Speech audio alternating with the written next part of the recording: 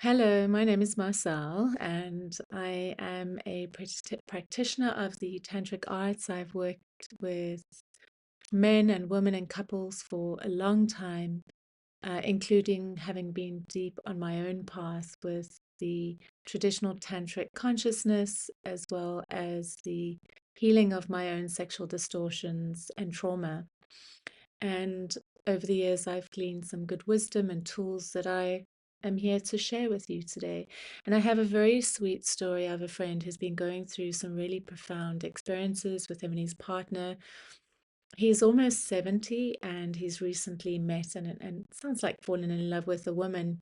And they're having these experiences that they can't quite explain. So I suggested he ask me some questions around it, and it feels like a good idea to share these questions in a video format for you. And so I invite you at the end of these questions to leave a comment if you have more questions to ask, and this will prompt me to make more videos. So the question was, how would a person know they are on a tantric path? So I mean, apart from someone consciously saying, I want to explore Tantra, if that has not happened, there are there are a few things that can indicate that you're on a tantric path. Now, to be on a tantric path, most people think that Tantra is about sex. And while sexuality is an aspect of Tantra, it's just a tool that we use to help move energy with this process that we're um, working towards the transmutation of the non-self. And by non-self, I mean how it is that we've been conditioned, epigenetics, the ancestral trauma that we've inherited from our ancestors that we've been forced to play out in this lifetime. And with this work, we are using all these tools to heal our traumas and to heal how it is that we've been taught that we're either not good enough or that sex is bad, or a lot of people have grown up in a very strong Christian environment, or mother or father was very disconnected from their sexuality. And so somehow we are imprinted with these messages, and it can influence how it is that we navigate our own sexuality in the world. So, the idea with Tantra and the path is that we start saying yes to life. We start saying yes to not only that which is pleasurable, but also that which is uncomfortable. And that's a really key part of this path, because life is wanting to happen. There's a perfection to how it's unfolding. And as long as we are resisting that unfolding that's happening, for instance, like a wind, a tree, a branch that is resisting the wind blowing it, it's going to break because the wind wants to move it that way. And if it's resisting it, it's going to break. And so the same goes for our lives. We will experience um, struggle and resistance and difficulty when we're not allowing things to happen. So, this is where the concept of duality or polarization comes in, and it's the value system that we as humans have given to things. And a lot of that comes from how it is that we've been conditioned. This is good and this is bad. And so we move through life chasing after that, and we push away that because it's uncomfortable. So part of this path is starting to say yes to all of it and starting to recognize, okay, I have been conditioned, and I'm aware that this feels very, very uncomfortable, and I actually don't want to go there, but I want to heal. I want to wake up. I want to become more alive. So I'm going to lean into it. So it's the idea that we start leaning into what is uncomfortable, because we understand that when we lean into what is uncomfortable, it can start dissolving. It's like, imagine something that is so scary for you, getting up on stage and doing a speech. And there's absolute terror around doing it. But yet, when you get up on stage and you start doing it, the fear is there in the beginning, but then it starts dissolving and more of you starts coming through and you start getting more comfortable with it. It's not the best example, but the idea is that what is fearful or difficult or painful or scary in our lives, it's just an old story that's trapped in our energy system. And when we open ourselves to starting to feel it, it can start dissolving and release. And that means that we are freed up of so much more energy. And the body that was in place trying to hold that together, you know, how it is that we resist life or say no to things, that takes up a lot of energy. So when we release the contraction um, that was holding that whole system or defense in place, when we release that, we are lighter, we are freer, we have so much more energy.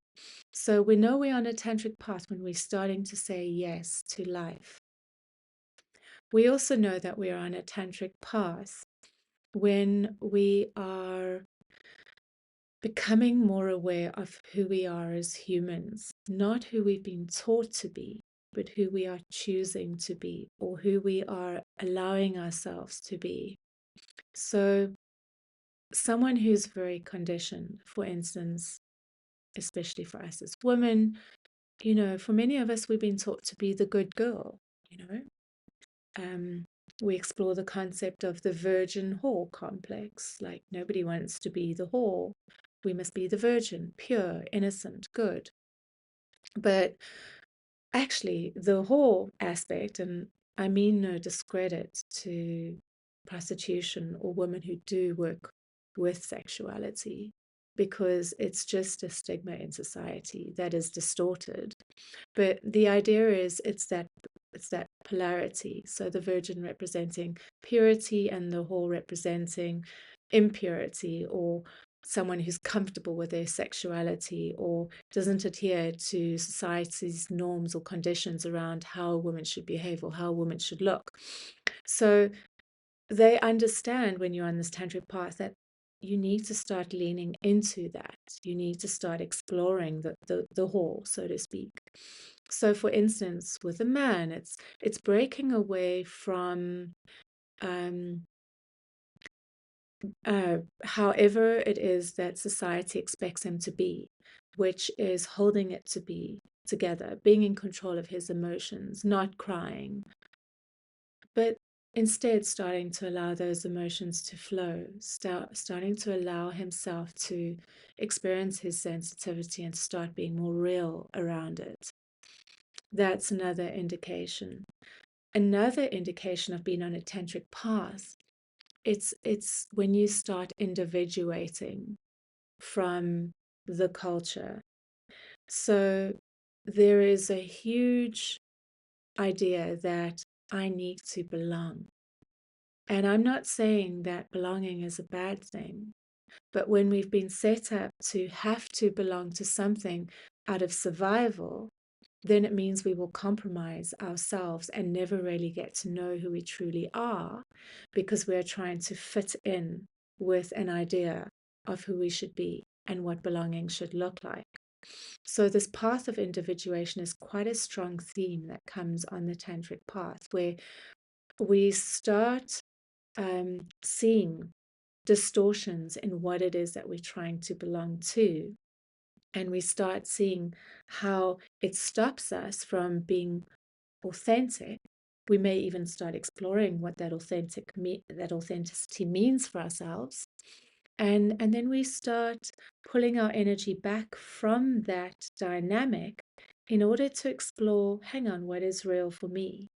And through going through that process, there's a death that happens, because the energy system that we were once plugged into, albeit toxic or limited in its supply, is now gone. And we are now in a way alone in the wild, having to fend for ourselves. And there's a certain strength that comes through going through that path, forging that path of individuality, so that ultimately you can find what is right for you in terms of your family, in terms of your friends, in terms of your partner. So there's a courage, and a real tantrika, if there is a fear, we will lean into it. And at the end of the day, the driving force behind what motivates us is the truth. And obviously that is subjective, but what is that truth for you? And so this is a character who is not only relentless around coming into a more peaceful place, but that peaceful place is a place that embodies truth. So I'm not going to compromise myself and pretend that I'm happy. I want to really access that deep happiness within myself. And therefore, I will do what I have to do, what I'll have to go through, what I have to meet, what I have to embrace to get to that place. So it may sound extreme, and the roots of Tantra 50 to 70 BC, which is when Tantra started forming in India. It was known as it was the fastest path to enlightenment, but it was also kept hush hush under the covers because it was considered taboo because of the subject matter that was being explored. So it's not a path for everybody. And this may not be the path that you're interested in. Most people are just interested in the sexual side of it, which is also an aspect of it. And inadvertently, it is going to affect you if you are exploring tantric lovemaking, because the energy that you start activating is going to open you up to more. And regardless, you're going to have to start meeting your traumas and your blockages and wherever it is that you're stuck whenever that energy starts moving. So it just helps to have this understanding and awareness of what the tantric path is about. It helps to have these tools to navigate life, because sometimes life is difficult, and it's just an inevitable dance of being alive, of being human, the highs and lows of life. And the more we can ride those waves, the less we are resisting the wind blowing us when it comes along to blow. So I hope that answered this question. And if you're still here watching and this conversation has inspired some thoughts, or you have some questions that you'd like to ask, I invite you to leave it in the comment box, and we can create more content around that can support you and others. So thank you for your time, for being here watching me. Take care. Bye for now.